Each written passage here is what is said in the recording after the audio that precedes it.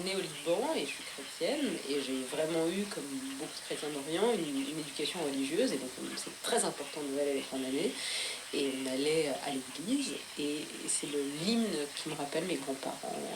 Là, j'essaie de leur... Là, on n'a pas le droit. La pleurniche, on n'a pas le droit. Là, je vais pleurer la vie. Moi, mes grands-parents sont morts et la chanson que je vais vous passer, c'est la chanson qu'on a passée à leur enterrement. Et on chantait tous en chœur. Cette émission dérape. Ça dérape. Cantique de Noël en Non, bon, on back-to-back. va peut-être pas la passer du coup. Si, c'est très Ah beau. bon, C'est très beau.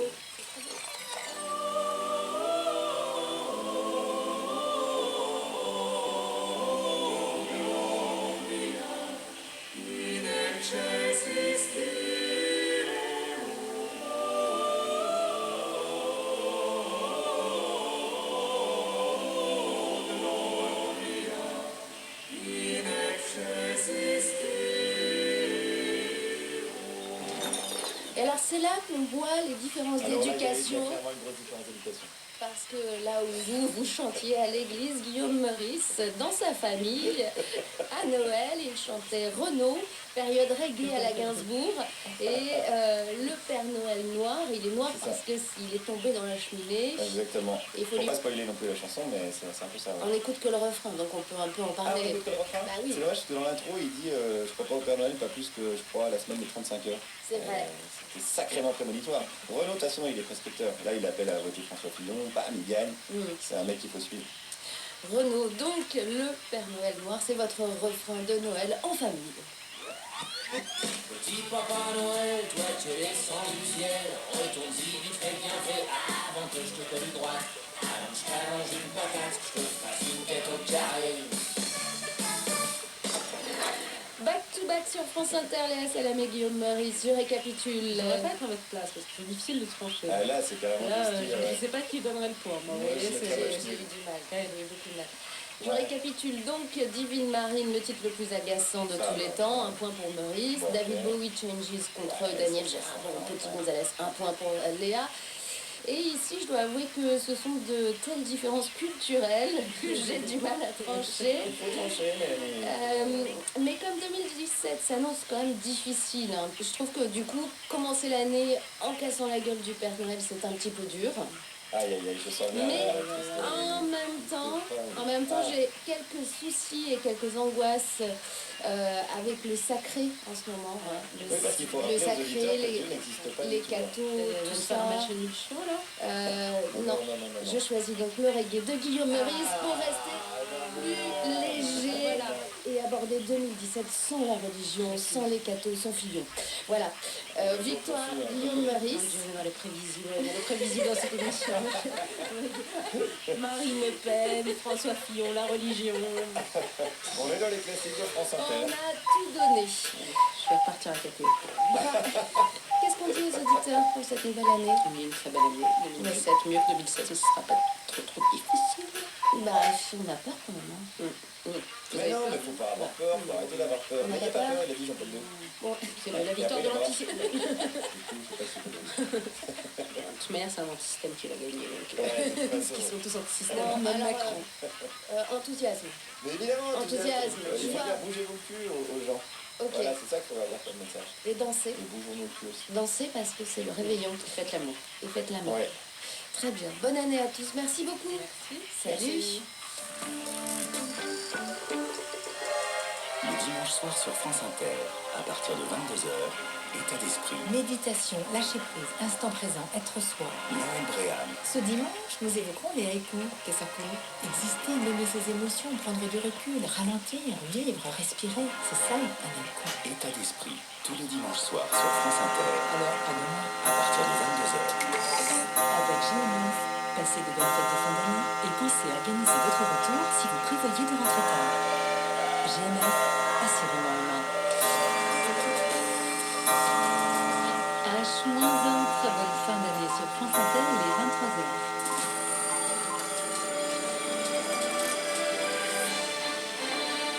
Le journal, bonsoir Alexandra Duboucheron. Bonsoir. La fête sous haute surveillance ce soir pour le passage à l'année 2017. Nous serons à Paris dès le début de ce journal, à 30 minutes du début du son et lumière sur les Champs-Élysées. La fête aussi dans les assiettes à Lyon, escargots, charcuterie, bœuf, langouste, un reportage avec excès à suivre. L'année 2017 sera politique. Dans ses derniers vœux, François Hollande met en garde une victoire du Front National, dit-il. Ce ne serait plus la France. À New York, l'ONU adopte du bout des lèvres la résolution russe sur le cessez-le-feu en Syrie. Explication dans ce journal. Et puis l'hiver et le froid, on a suivi une maraude à Paris. L'hiver et ses maladies aussi. Dans la Drôme, un trentenaire a succombé à une méningite foudroyante. Enfin, on ira faire un tour dans le sud de l'océan Atlantique où les skippers se battent pour le Vendée Globe, loin, très loin des cotillons du Nouvel An. Et ce qui intéresse les marins, c'est la météo. Le point complet sur le temps à venir, c'est avec Jean-Michel Golinski à la fin de ce journal.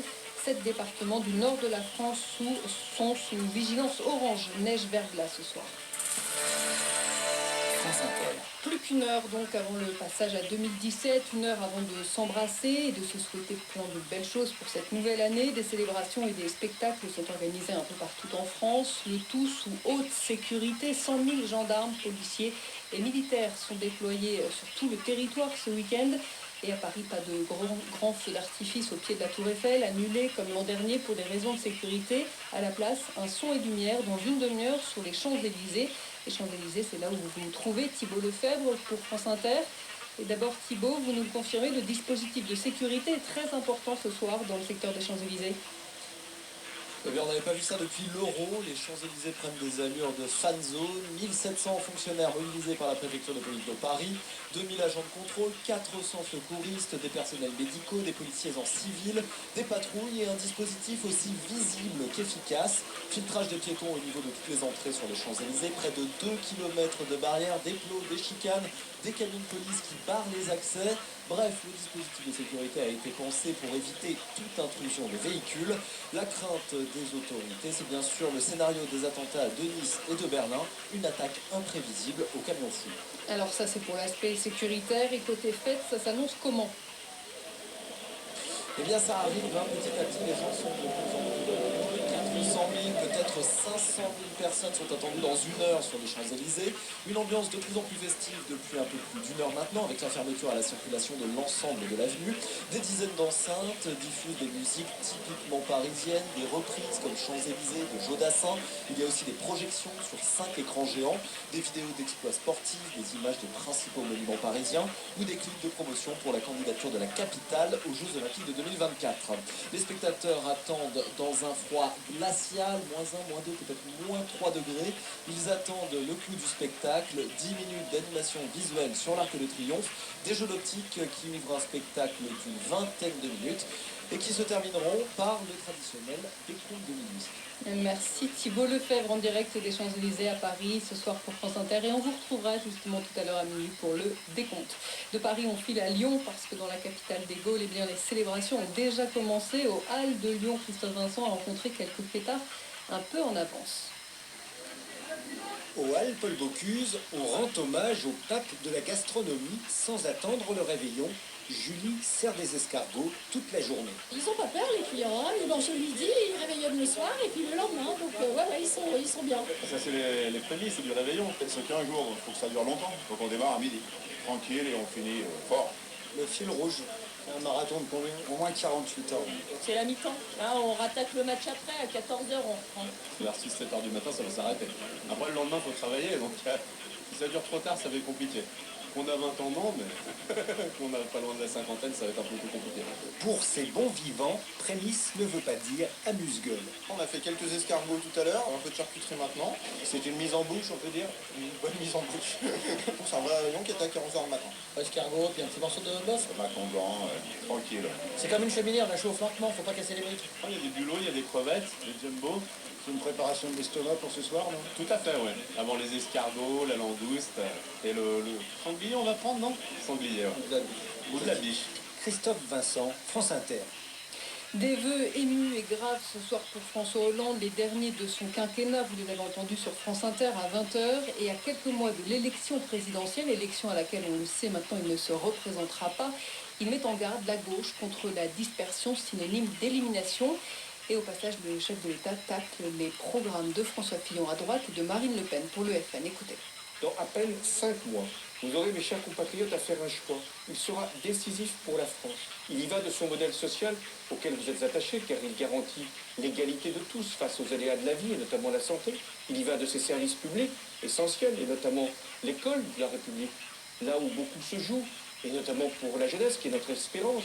Il y va aussi de la capacité de notre pays à saisir les grandes mutations que sont la révolution numérique et la transition énergétique, pour en faire des facteurs de croissance, de bien-être, d'emploi, et non des éléments supplémentaires de précarité et d'instabilité.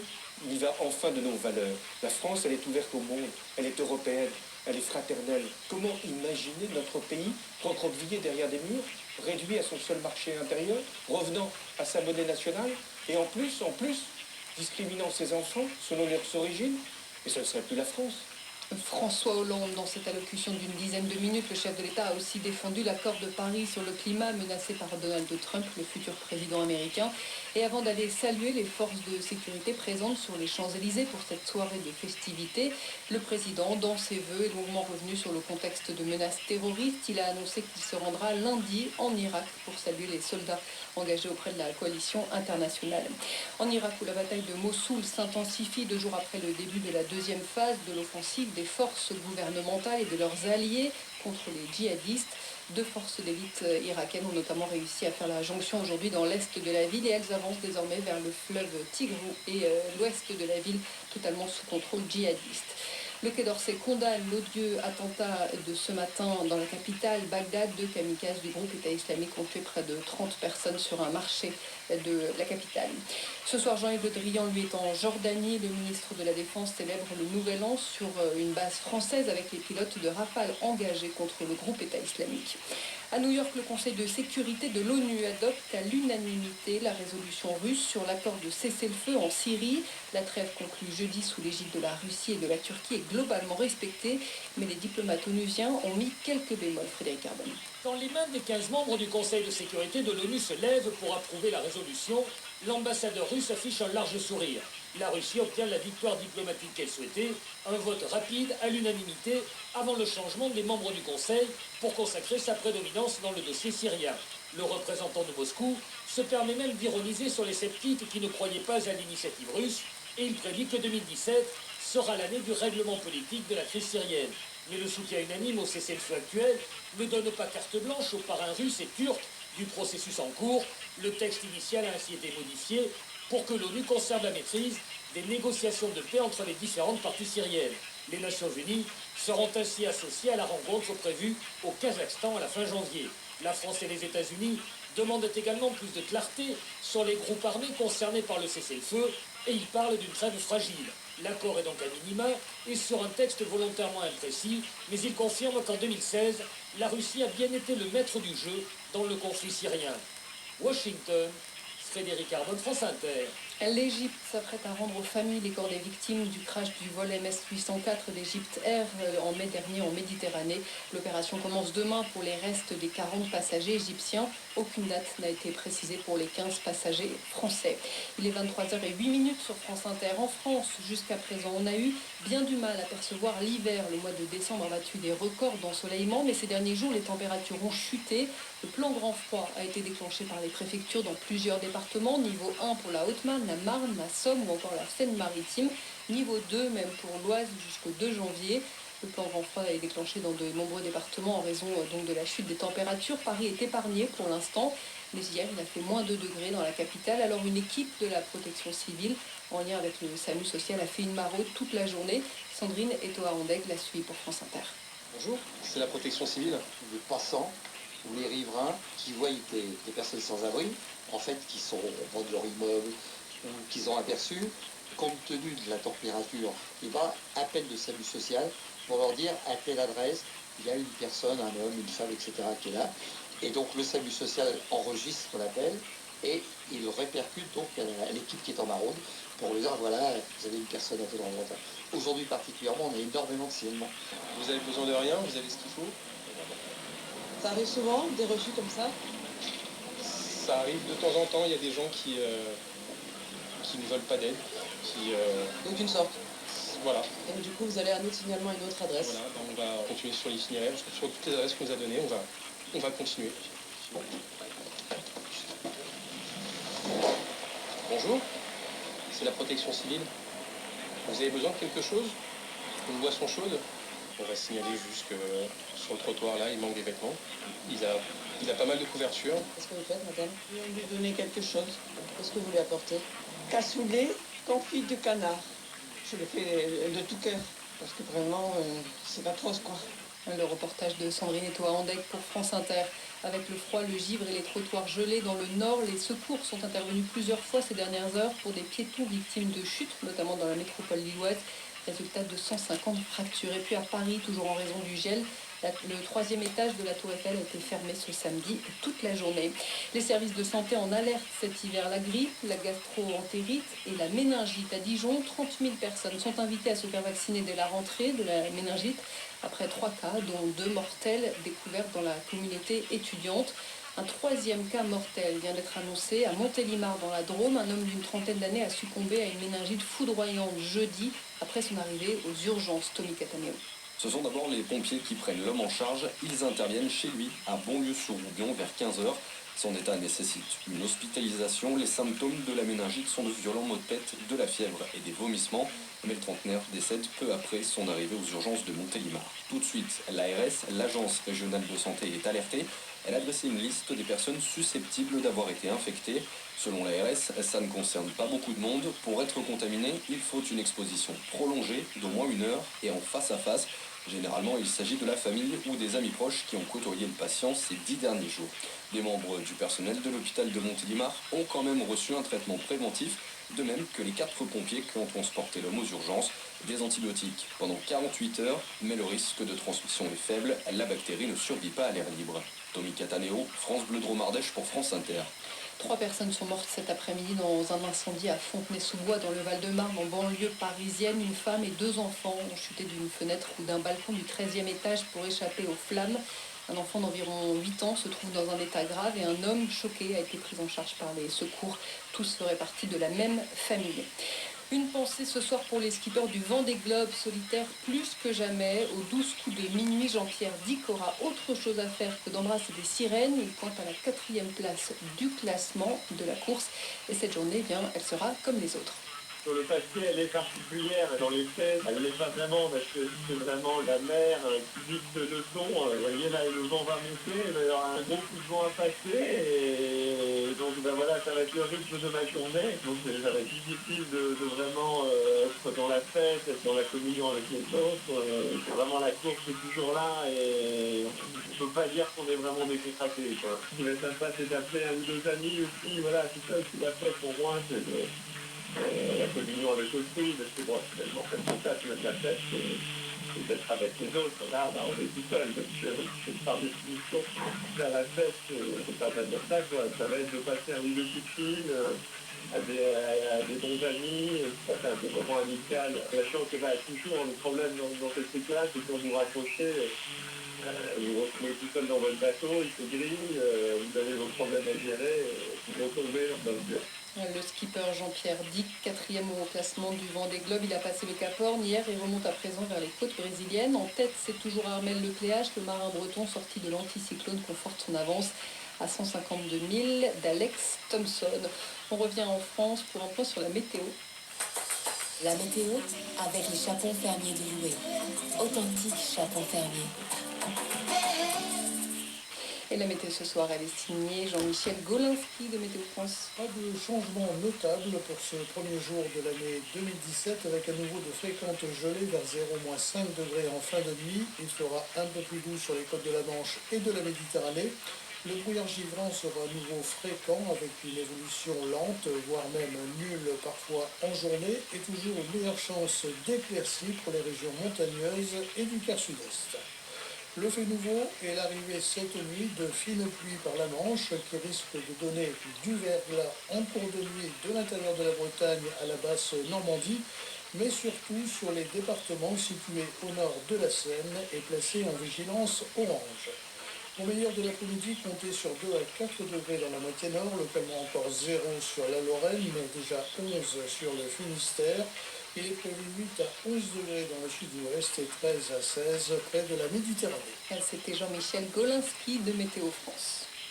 Et la suite sur France Inter à 23h15, c'est la suite de Back to Back justement avec Mélanie Boer.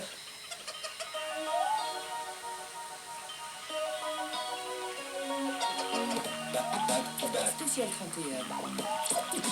Spécial 31. Back to back, la battle de disques. 10 voix de France Inter. Et nous arrivons au terme de 2016 avec une battle des plus aiguisées sur France Inter, un match mixte de haute voltige avec honneur aux dames, une journaliste animatrice et productrice bien connue des auditeurs de la chaîne, Sonia De Villers, qui vous informe chaque matin du lundi au vendredi à 6h53 sur les médias avec l'instant télé, puis à 9h40 avec l'instant M. Sonia part avec un handicap puisqu'elle joue ce soir contre le végétarien le plus sexy de l'année, un ancien DJ pionnier des radios pirates sur Radio Galère. Il présente et produit la cérémonie des victoires de la musique, lance Taratata, du haut niveau pour la compète. Face à Sonia, donc, c'est Nagui. Bonsoir, ça va? Bonsoir à tous. Bonsoir. C'est rude. Est-ce que je peux déjà partir au courant? Présenter comme ça fait, Ouais. ça fait la jeune fraîche contre le vieux mort. Déjà mort. Ils s'affrontent pour le dernier match de l'année 2016 sur les thèmes un générique qui donne envie d'allumer sa télé, un titre dont vous avez réinventé les paroles à chanter très très fort cette nuit en yaourt, et enfin un refrain Free Hugs pour câliner l'humanité un 31 décembre, et puis une fois terminé, un titre qui ne sort plus de la tête, on aime ça, les titres vrillent. C'est parti. Back to back. Spécial nouvelle. Avec Mélanie. C'est Hippolyte Gérardot, il est tellement sexy. Est-ce que le fait que ma femme s'appelle Mélanie me donne un point d'avance ou pas? Non. Mais n'essayez pas. Je suis prêt à Je tout. sais que votre femme est blonde et qu'elle s'appelle Mélanie. Oui. On l'a vu dans Paris Match. C'était bien joué de sortir Mélanie dans Paris Match avant la Je bataille, n'aime mais non. tellement pas perdre. Mais je peux pas finir l'année en perdant, c'est pas possible. Vous vous sentez à l'aise avec les thèmes? C'était facile de trouver les morceaux? Vous vous sentez à l'aise avec Sonia? Comment ça va? Non, le plus difficile pour moi était d'inventer des paroles. Voilà. C'était un petit hommage à votre travail. Chanter en yaourt, ça c'est régulier, mais réinventer des paroles, j'avoue, je sais pas, Sonia. Non, mais il faut quand même rappeler que le monsieur fait tous les soirs à la télévision Est-ce que tu inventes des paroles? une émission où les gens montrent tout leur talent parce qu'ils connaissent toutes les paroles de toutes les chansons par cœur. Mais nous, dans la vraie vie, Tu inventes des paroles? Bah oui, évidemment. Oui, évidemment. Des paroles qui ne veulent rien dire ou des paroles qui veulent Des dire paroles, on passe notre vie à inventer des paroles. D'abord, on parle anglais comme des patates, on parle et tout le reste aussi. Donc évidemment qu'on invente des paroles. Voilà. Nous, les vrais gens. C'était mon petit obstacle. Bon, c'est parti. Premier thème, hommage à vos carrières respectives. C'est le générique qui donne envie d'allumer sa télé. Premier round. Avec la télévision et puis dors. Avec la télévision et puis dors. Regarde la télévision et puis dors. Honneur aux dames toujours, c'est Sonia De Villers qui se lance. Elle lance la première note avec un très beau choix. Un groupe formé à Chicago. Elle voulait montrer à Nagui qu'elle n'avait pas que mauvais goût en musique. Après, elle va lui montrer qu'elle peut avoir très mauvais goût en musique, mais là, elle voulait lui montrer qu'elle connaissait aussi des morceaux somptueux. Oui. Alors, c'est un groupe formé à Chicago qui maintenant est à Albuquerque, au Nouveau-Mexique. Bien roots, l'Amérique, le couple Brett Sparks et Rémi Sparks, vous le connaissez évidemment, Nagui. Allez, Nagui, allez, toutes ces années taratata pour rien. Donc, alors, attends, ça The Handsome Family. c'est ce qui te donne envie d'allumer la télé. D'accord. Oui, alors parce que c'est vrai que La question est très mal iconoclaste posée. quand même. Parce que la musique qui donne envie d'allumer la télé, on ne peut pas l'entendre puisque la télé est éteinte. Oh, mais vous cherchez la petite bête. Mais Vous oui, savez oui, avec votre Mélanie à vous. Comment voulez-vous allumer la télé en entendant une musique vu que la télé est éteinte? Et bien justement parce que la musique on l'a dans la tête, qu'elle me colle à Vous la voyez, vous êtes peau. deux contre un. Qu'elle me colle à la peau, qu'elle ne vous sort pas du corset tellement elle est dégoûtée. Et que oui, il y a des séries, parce que moi j'ai choisi... Bon, je quitte ce cinéma. Revenez Nagui, moi j'ai choisi un générique de série parce que je pense qu'elle est la plus addictif que la série à la télé et qu'il n'y a pas de lien Ah non, plus non, non, fort j'ai plus fort. Non, moi j'ai plus fort. que le générique de série. Et en plus, non seulement c'est un générique extraordinaire, c'est une série extraordinaire. J'ai Et mis puis, juste de mon côté. c'est l'acteur quand même le plus sexy. Après Nagui. C'est ça, il n'est pas acteur. Matthew McConaughey. Sexy surtout. Avec True Detective. Extraordinaire.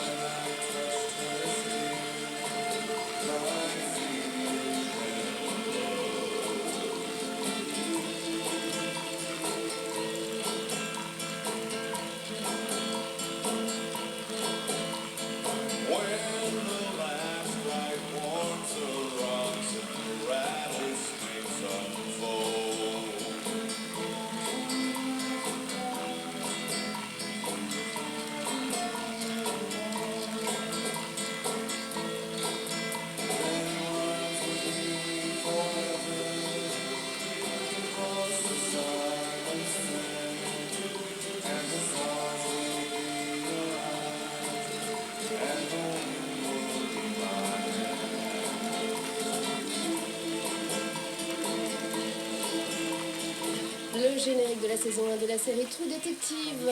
Tu sais à quoi ça me fait penser à... C'était dans quel Tarantino? Urge Overkill Girl. Voilà qui est pas de sa culture.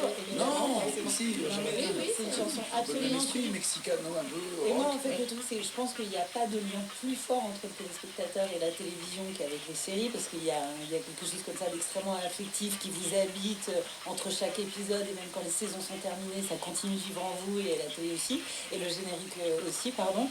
Et moi, je suis extrêmement nostalgique des génériques qu'on pouvait chanter, des génériques de séries qu'on pouvait chanter. C'est-à-dire, moi, je suis nostalgique des génériques. On parle pas de Dallas, quand même. Non, mais même La Troisième s'amuse, L'homme qui tombe à pic, Les Feux de l'amour, Thierry Lafronde, etc. C'était les génériques qu'on pouvait chanter. Et aujourd'hui, les génériques de séries... Mais non, mais t'avais Hawaii Police d'État, c'est un générique formidable. Eh ben, on peut le chanter. Tu peux pas, oui. On le retient. C'est des ritournelles. Voilà, c'était l'époque où les génériques étaient des ritournelles. Et aujourd'hui, les C'était des génériques de grands séries, compositeurs aussi. Ils sont impossibles. ils sont totalement épurés. Donc c'est quelques notes. En fait, on bascule dans un univers sonore. Dans le jingle. C'est quasiment du jingle, extrêmement chiadé, ultra produit, tout ça, mais impossible à chanter. Ceci dit, et avec True Detective, les experts avaient repris où? Mais oui, des tubes, méga gros tubes. Mais voilà, la vraie série chic façon HBO, Netflix et Amazon, voilà, c'est le petit jingle sonore comme dirait Nagui. Et voilà, moi j'ai retrouvé avec True Detective le générique qu'on retient, qu'on a envie de chanter, qu'on chante, qu'on rechante. T'as dû aimer Glee alors? Non. Non. Glee, ça chante trop girly, trop chanté, d'accord. Far From Any Road, The Hanson Family sur France Inter, le choix de Sonia De Villers pour ce premier thème de Back to Back. Il part très bien. Un générique qui donne envie d'allumer sa télé. Pour vous répondre, Nagui a pris des risques car l'arbitre Il a déjà honte. est une femme. C'était glissant. Il a choisi le générique de la Ligue des Champions.